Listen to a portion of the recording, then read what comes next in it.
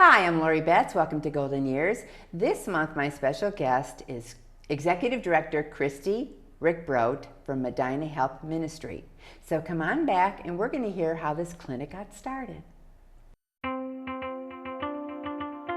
Severe weather can destroy a home in seconds. There's no time to think, only time to act. Have a kit so you're ready for any emergency. Develop a plan for what you and your family will do before disaster strikes.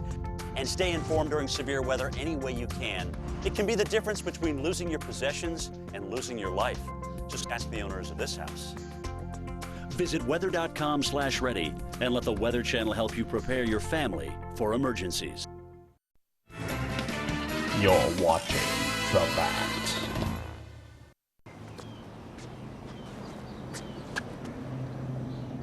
Here is my handle and here is my spout.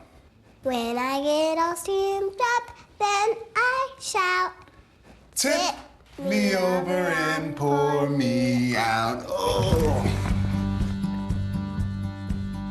It only takes a moment to make a moment. Cheers. Take time to be a dad today.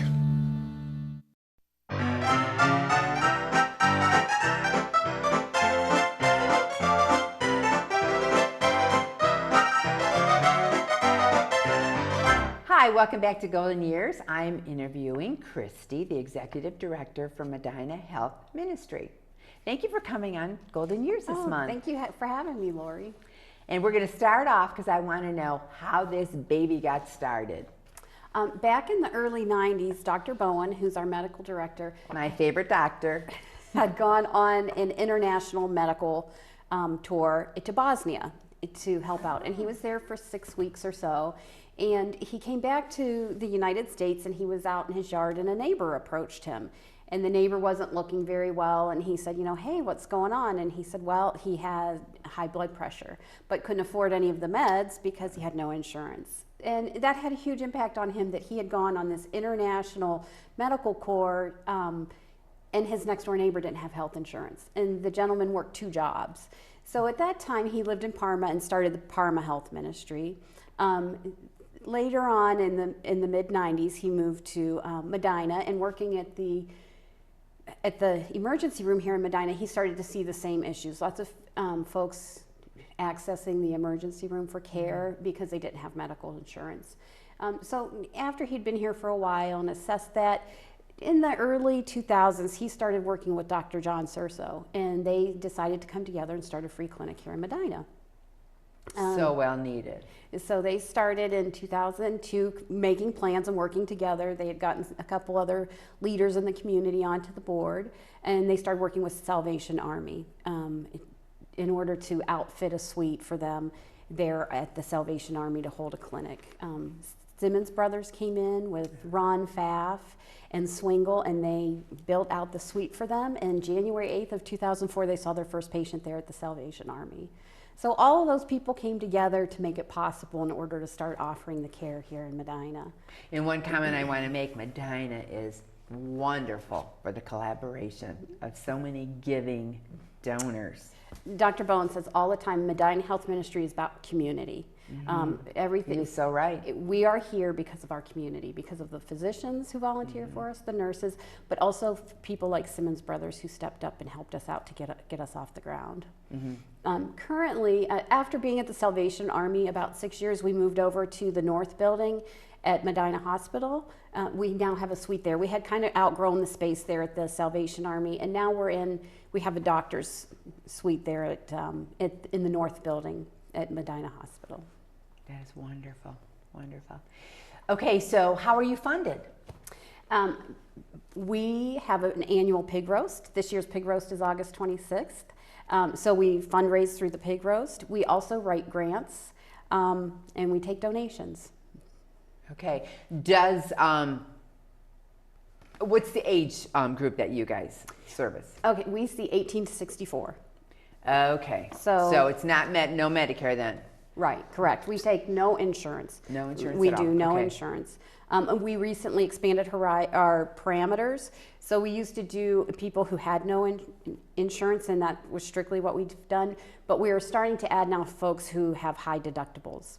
We're finding that there's people in the community who do have either employer-sponsored health care, or maybe they have an Affordable Care Act plan, and those deductibles are very high and they still can't afford their care. So we feel like if we can get them started and give them free care as much as possible, it still helps them. And what is the big age gap that a lot of people are in need of the insurance? Or does it vary? It varies. It really varies. I have found with folks who have maybe an employer-sponsored health care, they will take their children for care, but they won't go themselves because of the cost. So, you know, our goal is to help individuals stay healthy. And if we can keep them healthy, they can maintain their employment, they can take care of their families, and then they can engage in our community and be a part of our community. All teamwork. Mm-hmm. Absolutely. So how does the clinic work? Do they have an issue that they're walking into the clinic? Usually that's what brings people to our door. If somebody's sick and they don't have insurance, or they have that high deductible and can't afford care, a lot of word of mouth. They'll give us a call, and then we have an office manager who comes in a couple hours a day, and she does an intake with folks. And if they don't fit our qualifications, then we'll refer them to someone in the community who can meet that Another need. collaboration, because Absolutely. I saw that on the website that you do have a lot of people that you do work with, organizations. Correct, yes. And with the funding cuts, I mean, it's got to be overwhelming. It is, but we have received a great deal of support. Medina Community Fund, the Women's Endowment Fund, the Feckley Foundation and Stevenson Foundation.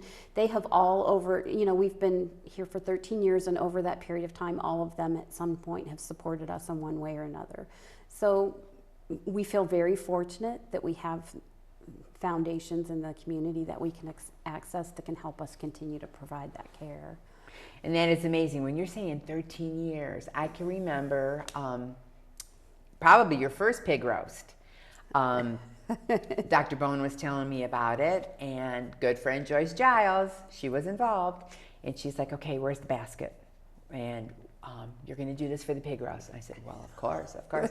I've never attended because it just seems like always I'm just involved on that time frame, so I just never really attended it. Well, this year's August 26th, I'm gonna so put that on put my it on your calendar now. calendar. This year we're celebrating our 10th annual pig roast, and it's a great time. We have members from the community come in, but also a lot of our volunteers are there to attend, and it's a great time to celebrate, to see what we've built in the community, share the direction we're going. My position is new at the health ministry. I've been with them about 6 months, and it's really, they felt like they needed to get out in the community more. They wanted to do definitely. more outreach, so that's a big part of my job, is getting out there, letting people know we're here, just so that those who are in need know they can come to us. Yeah, I had to educate the Brunswick Eagles, the auxiliary. We do make donations. And so I did approach them for a donation. So you're on our radar now. Well, thank you very much. Yes, because I know in every organization, whether all the nonprofits, in Medina, any other county, they're all struggling because there's a big pot and people only have X amount in their checkbooks. Correct. You know, it's so hard to say, who am I going to donate to? And everybody does have their favorite charities too. They do. So I know it has to be a struggle. Well, and I feel fortunate. We are primarily a volunteer organization.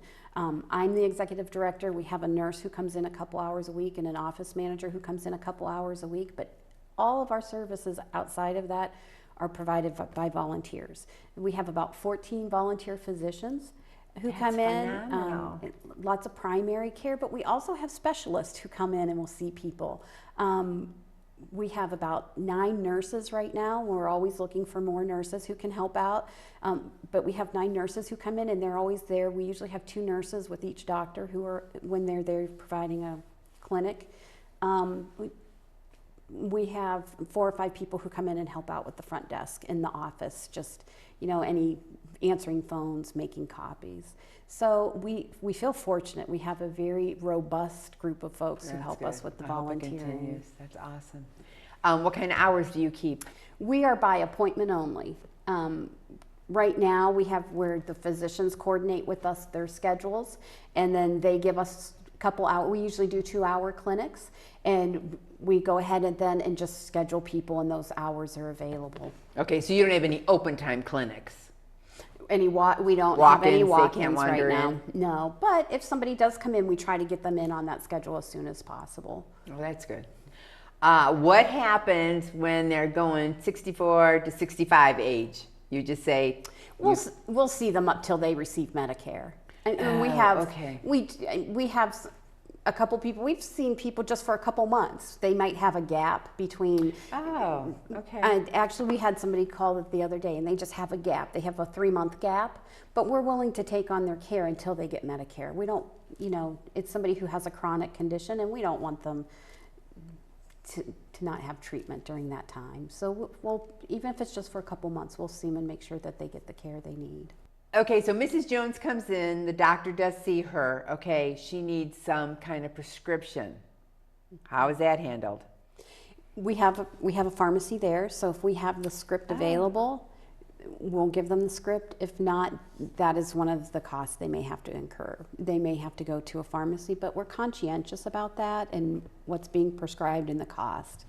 We also work with patient assistant programs, so our nurse will help coordinate, and we have a pharmacist who comes in and volunteers for us. So the nurse and the pharmacist work together to sign folks up for patient assistant programs, where they'll then start getting their meds free of cost. Oh, that's great. Through programming. Mm-hmm. See, it's all collaboration. That's awesome. Okay, so Mrs. Jones is gonna come walking in the door. Mm-hmm.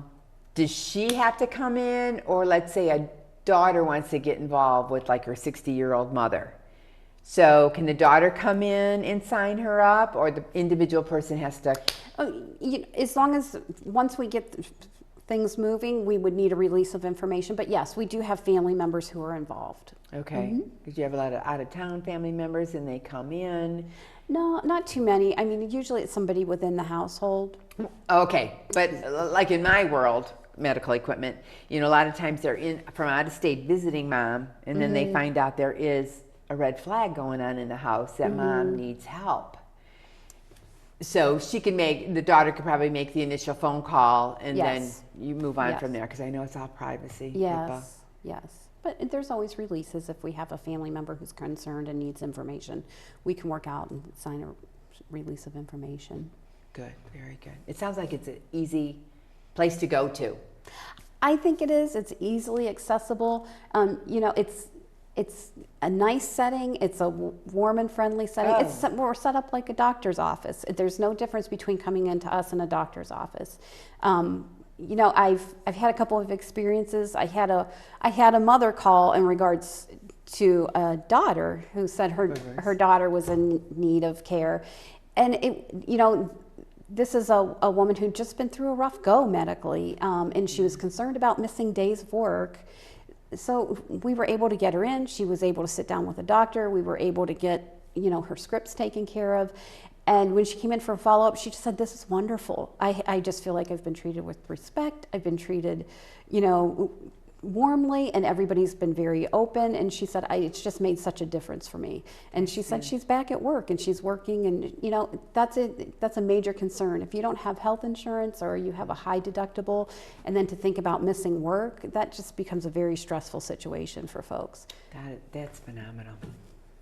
So, and no one should hesitate as far as making the phone call to you. There's no criteria. We have eligibility requirements, and we're getting ready to launch a new website, which all the information's there. You can take a look at it to see who we see and what all of our requirements are. So it's user friendly. Absolutely. Oh, that's good, because that's a need too. Okay, we're going to come right back and we're going to hear more about Medina Health Ministry. So come on back.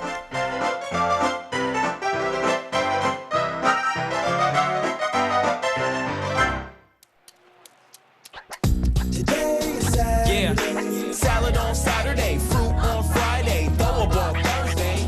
Water Wednesday, touch your toes Tuesday. Let's move Monday, swap us next Sunday. 60 minutes of physical activity a day and eating well can help get your child healthy. So keep them active and eating well every day. Get ideas, get involved, get going at letsmove.gov. That's letsmove.gov.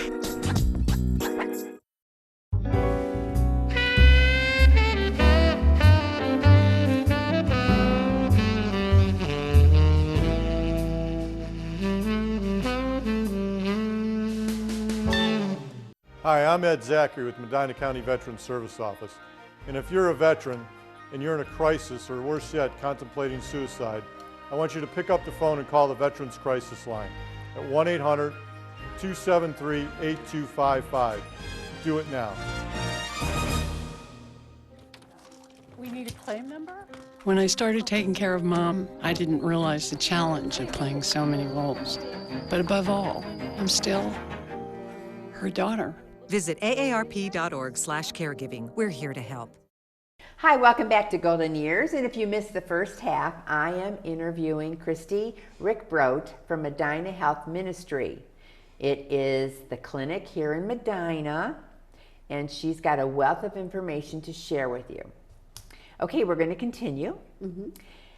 And when we were talking about earlier, doctor's visits and doctors volunteering, I think in today's health field, in doctors' offices, everyone is so programmed for time. You know, and I think when a patient goes into that office, and I know the doctor is like, okay, in his mind, he's probably thinking, okay, I got to do Mrs. Smith, Mrs. Brown, blah, blah, blah. I don't know what all these doctors' attitudes are. So it sounds like you have a warm, fuzzy feeling when they walk into your clinic. I think that is one of the benefits for us is we're not worried about the time when they're there. If somebody has an issue, the doctor's there with them and they work through it. So we have, you know, I've been there where the physician's back with somebody for 40 minutes, getting a full history, finding out everything that's going on. I feel very good about that. I feel like when they're there volunteering, I think a lot of them are taken back to their roots of why they're in medicine, they're helping people. And it's so rare. Yeah, so, and I will tell you, any physician that I've met or along the way, even if it wasn't at our free clinic, if it's been outside of that, they have offered to help me in some way, whether they've offered to help out with the pig roast or they've offered to come in and see patients. We truly have a wonderful community of caring medical professionals. We are very fortunate in our community, but every one of them I've ever talked to has offered to help out in some way. That's fantastic. And the core of your doctors are the old Medina General Hospital. Many of them are. As we know it, yeah. And we do have physicians from all three hospitals represented, or from all three hospital systems in the county. Okay. We have physicians from SUMA who volunteer with us, physicians from University Hospital, and physicians from Cleveland Clinic. We feel very fortunate. We also have a representative from each of those hospitals on our board. How do you get all these wonderful doctors? I mean, do they come knocking on your door, or are you out there approaching, or? Some of them have. I've been at a couple of events and I've met some new physicians in town and they've all offered to help in some way, whether they've offered to help with the pig roast or come in and volunteer. Also, our board members, we have board members who are physicians, and when we're in need, they'll reach out, and they have a great response. That warms my heart. Yeah, we feel very fortunate. We've been in need of physicians lately. They put in a couple calls, and physicians are willing. They're willing to give a couple hours, and we try not. We try to have some consistency within the clinic. But physicians can volunteer once a month if they want. They can volunteer once a quarter. They can volunteer a couple times a year. We have a couple specialists who will just help us out a couple times a year, see patients with chronic conditions, and they'll come in and make sure that they're getting all their follow-up care. Wow, that's awesome, awesome. Okay, how do people, you mentioned about the doctors volunteering, how do you promote wanting outside volunteers? We've just recently launched a new website, and folks can go right on our new website and fill out a quick form, and that comes directly to me. And then if it's somebody we think is appropriate for the clinic, we'll give them a call and we'll work with them. And they don't have to be in the health field? No. Nope. just wanting to give up their valuable time and help out. Mm-hmm. That's phenomenal. Very good. Okay, so let's touch about your pig roast again. Okay. That's an annual event. It is. And it's right now it's the only fundraiser we have per year. And That's we'd it, like just to, one. Yes. Well, how many grants do you write a year? It depends. And again, I'm new, so I'm learning all those pieces. We do have a couple of folks who donate proceeds to us. Okay. The Evening Rotary has a wine and cheese. They donate Good proceeds organization. to us. Absolutely. Plum Creek Assisted Living, the last 2 years, has held a fashion show for us and donated the proceeds to us. I just made a basket for them for that event. Oh, Yeah. all right. And then we have the pig roast. So those are the fundraising efforts that we engage in. But the pig roast is truly our largest. This year's our 10th annual. We're pretty excited about it. That is phenomenal. And where's it held at? Buffalo Creek Retreat, Seville. It's in the parks. It's one of the parks. It's a park lodge. And how many people attend? About 250. That is awesome. It's a large event, and we're always looking for people to make donations or sponsor the event. We do get quite a few sponsors for the event. That's good. Very good. We have silent auctions and a live auction, so it's a lot of fun. Mm-hmm. And you don't have to go out and get the big dress, and Nope. It's all shorts and sandals. Yeah, and a good time. So that's wonderful, wonderful. Okay, what else do you want to leave with my viewers? I like to think about Phil Brewer, who's on our board, always talks about, and I'm learning this very quickly in my involvement with the health ministry. He talks about that the health ministry is the most important work he has done outside of raising his family. Wow. So that's powerful, but it is. And helping people to maintain their health, stay in the community is very important. Yes. Very. Yes. Because you could even probably have people walking in or make an appointment because you can't walk in.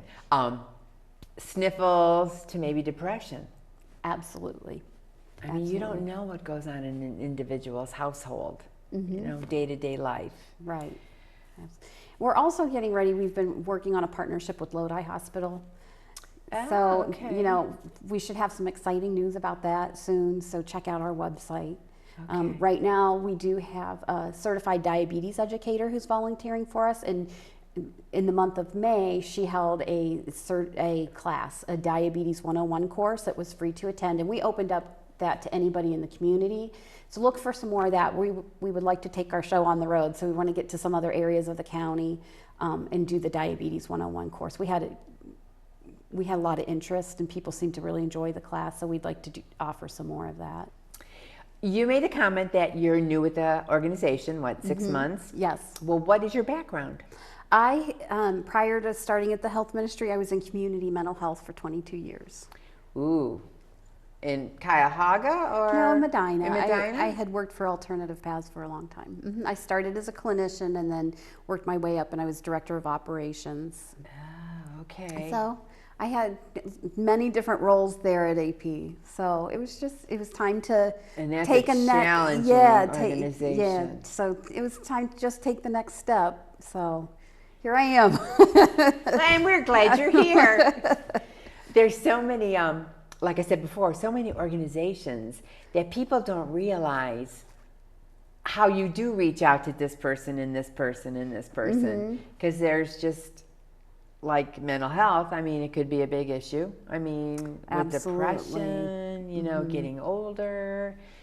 And then grandparents are raising their grandchildren. I mean, it's a tough time. It's a mixed bag. Oh, it is. I feel like we're fortunate in Medina County. Organizations are willing to work together and problem solve. So we have a lot of those issues going on, but all the agencies, I think that's the beauty of us, of being a little bit smaller, is the agencies kind of know each other. We're able to identify needs. We're getting ready through the Living Well Medina County. They're launching a survey, and part of it has already gone out. And once those survey results come back, that helps many of the nonprofits identify needs and what direction we need to go in. What services are needed in the county, what needs to be beefed up, who do we need to include more. So the survey going out is a huge asset for all of us. This tool helps us identify what direction we need to go and who we need to see. So for all the agencies in the county, it's helpful. Now you had mentioned Salvation Army. So they do still help you out quite a bit, or? You know, they're involved with us, but at that time they had given us space within their building. Okay. So we had our office suite right there in the Salvation Army. And like I said, we outgrew that some, so now we're over at the north building that's connected to Medina Hospital. Because they get a lot of phone calls in, so I was just wondering if they funnel through. Yeah, and we all refer to each other. You know, we make referrals. If somebody isn't appropriate for one person's service, we're able to refer and connect them to somebody else in the community. That's good. Which they do the same for us. If they come across somebody who they think's appropriate for our service, they refer to us. So we're fortunate in that. Mm-hmm. Again, I think that we're small enough where we're able to have those connections. And I think that's why a lot of people are moving to Medina, because it's a lot smaller than Cuyahoga County. Yeah. Where you really get lost in Cuyahoga. Mm-hmm. So I think Medina is smaller, so they can have a handle more on all the situations that pop up. I agree. And the collaboration. I mean, God love you, doctors, for being out there and helping these people. That is phenomenal. We are very fortunate. We just, again, I love what Dr. Bowen always says. It's about community. It's about community. You know, people in the community coming together to take care of people who need some help. That's awesome. And they took an oath, and when they became physicians, they became a physician because they wanted to help people. Absolutely. And to have such a niche like this, to get together, to open a clinic, to help the people that are in need is just phenomenal. Well, I wish you guys mucho luck, and I just hope that you get the donations, the support. August 26th, that pig roast, put it on your calendars. 4 to 8. 4 to 8. Okay, it's an early night. It is. So it is, wonderful. And families are welcome. Oh, I'm sure. Are there a lot of kids? Yeah, a lot of kids do come. So we have special events for the kids. We have games. We have some games and things. So we make family it fun friendly for the kids too. Absolutely. All right, that's wonderful. Well, thanks for joining me this month, and I'll spread the word. And if you have any needs, or if you have any of your neighbors that have issues, look up Medina Health Ministry. And we'll see you next month.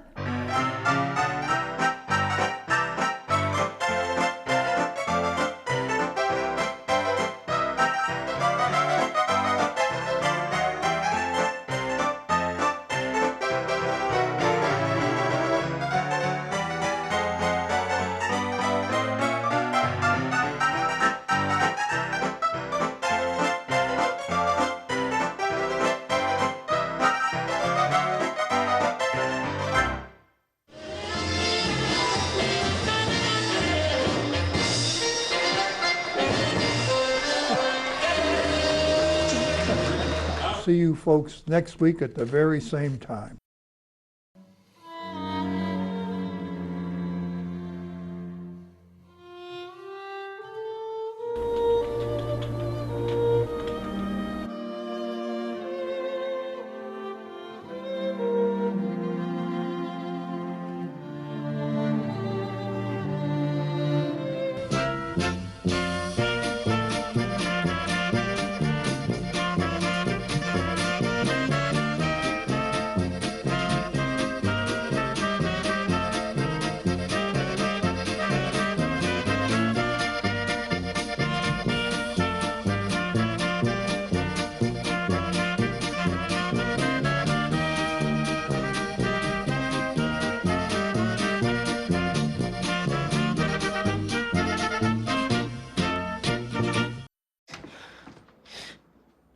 Your daughter just had her first breakup.